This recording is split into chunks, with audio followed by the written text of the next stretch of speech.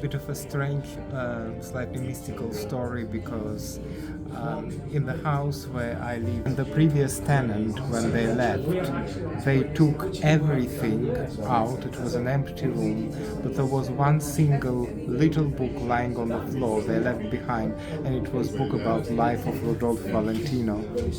And it was a huge photo of Valentino in the turban. And I looked at it and I thought, oh my God, he looks incredibly like Gilles. And I worked with Gilles before. We did play based on Jean Cocteau's monologues.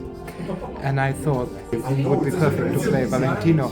And as I started reading this book, I got so enraptured and so excited about Valentino as a person, and I realized that there's so much more behind that handsome face that we don't know about and many people don't know about. I realized he was an amazing poet. He actually wrote a book of poetry, Daydreams. He was the person who brought tango to Europe. He could sing. He was very interested in supernatural and studied esoterics. So he was not your typical movie star, and there is so much we don't know about him.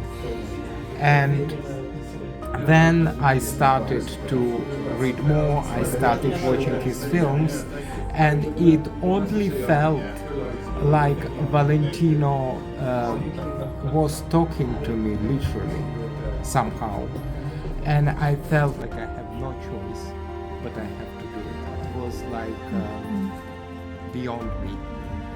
It's about people not using potential and situations that life gives them, and even if you are a huge movie star like Valentino, he has so many regrets.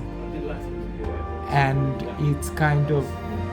it's about recognizing the opportunities and going for what you want, about truly loving, truly taking risks and not being afraid. And also it's about life that's been lived to a full and yet not to a full. The play is about the fact that no matter how many pictures you are in, no matter, even if entire world knows about you, there's still things you haven't accomplished, there's still chances you haven't taken. And I think it's also a play really about love as a cosmic feeling.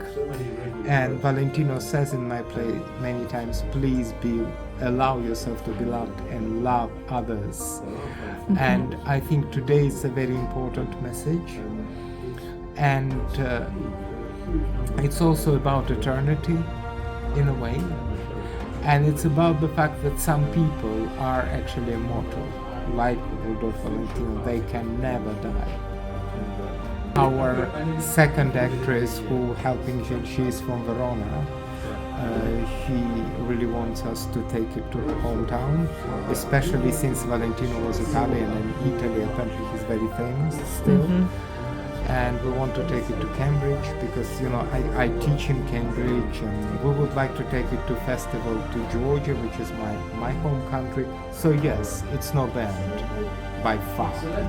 Well, I have I feel very affected by events in Ukraine, and I actually invited young Ukrainian actor to London. Hopefully he'll be able to come, and we will be working with Ukrainian actors and model based here, and we do the play about Ukrainian war, but it will be actually based on a play by Lesya Ukrainka, and there will be elements of early Gogol in it as well.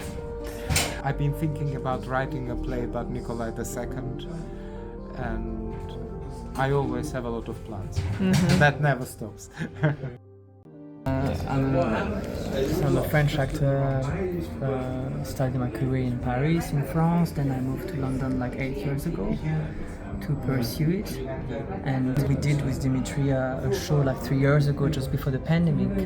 Rudolph Valentino, and went on the cover, he was telling me, you really look like him, we have to do something about that, which I said, yeah, cool. But you have to write something because there's nothing about him being written. The character, it's not really a character in the sense that the guy lived for real, so it's a real person. Well, he was obviously the biggest star of the 20s worldwide in the movie industry, and he was like all those sex symbol in a way, because he was a sex symbol without knowing it, because obviously he didn't do that purposely, but he was probably very lonely. And not, obviously not the character he was portraying on films, which is always a bit of a dichotomy and people don't understand. They tend to think that if you have a glamorous life or if you are the Latin lover, you probably have an amazing life, sexual life, which Marcello Mastroianni actually said he was the Latin lover, but probably the loneliest man in the world, the least happy man in love. He challenged masculinity and the gender roles back in the days, in the 20s, which we can imagine was way tougher than it is to do that nowadays, obviously. And once again, he did not do it purposely. This is the reflection he got. He was given, probably unconsciously, that pissed the men off and attract the women. And he was always being questioned about that. Men were jealous of him. But it's a completely different period of time. There was just the movies, the theaters, there was no internet, there was nothing, so it was hence the reason why the reaction when he passed away, we have 100,000 mourners in New York, a couple of incidents of women killing themselves.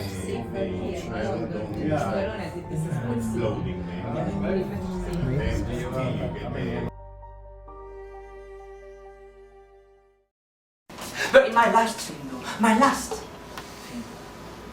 I did something different. Something I had never done before. I played two people at once. I was me, and I was my father. The feeling it gave me was somewhat weird, indescribable.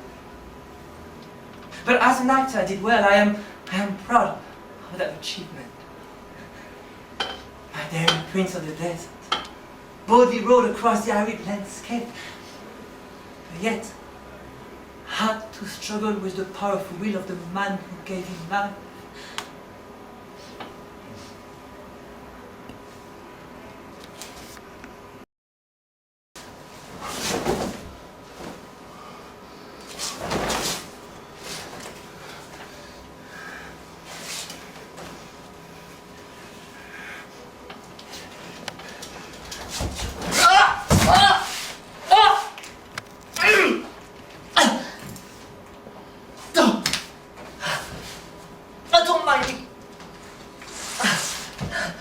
I will compose myself in a moment.